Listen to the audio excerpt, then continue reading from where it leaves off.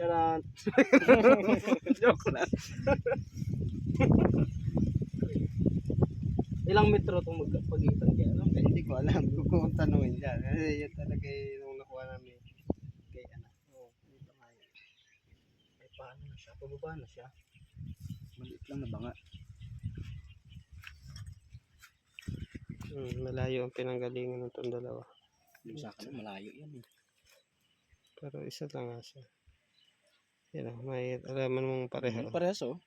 Dito sa groove yan. Yan ay nahanap ko din eh. Isang banga Isang iba dyan, sa bato. Sa bato, pag ano, aring kabaak, makikita mo sa walang daw. sabihin binasag-basag nila ito.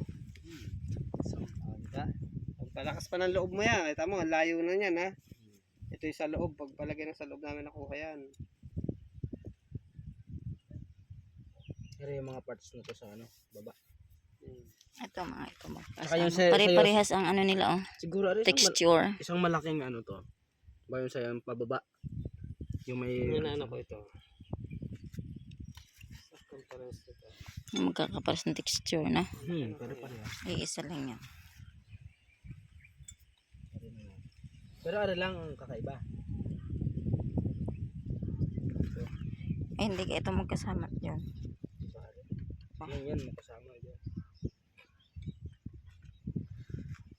Iba pa rin yung nakuha natin. Ano, lablab na yung may design yung nakita sa profile ko. Basta bababa na yun. Ay, may ano nga pala niya. Iba rin yun. Iba-iba yan. Iba-ibang klase yan. Yan lang ay siguradong mga dala nila na binasag nila. Kasi nga, pagka ano.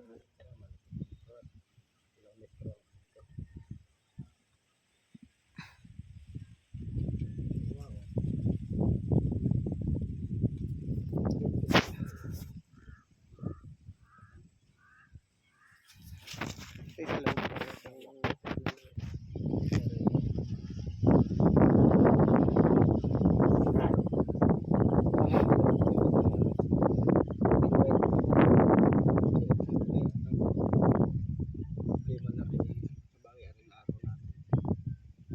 Yan na yun. Yan na yun. Hindi yung tilos na yan. Yan, Garnet, di ka? Tanggal ko. Sekreto na kailalim to eh. Dito pala ang araw. Papunta dun sa putikan.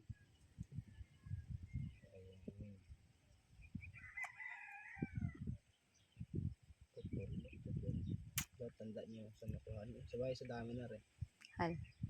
Isod mo ka. Picture mo nga rin. Picture na. Sabi mo ako. Pindutin mo lang yung camera pagka pipicture. Okay, Job. Send mo saan mamaya ha?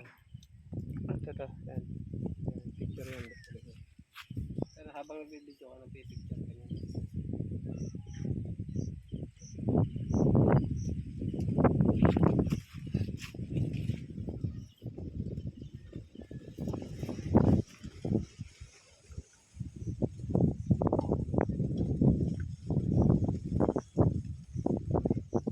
Okay. Tama. Saan niya yun?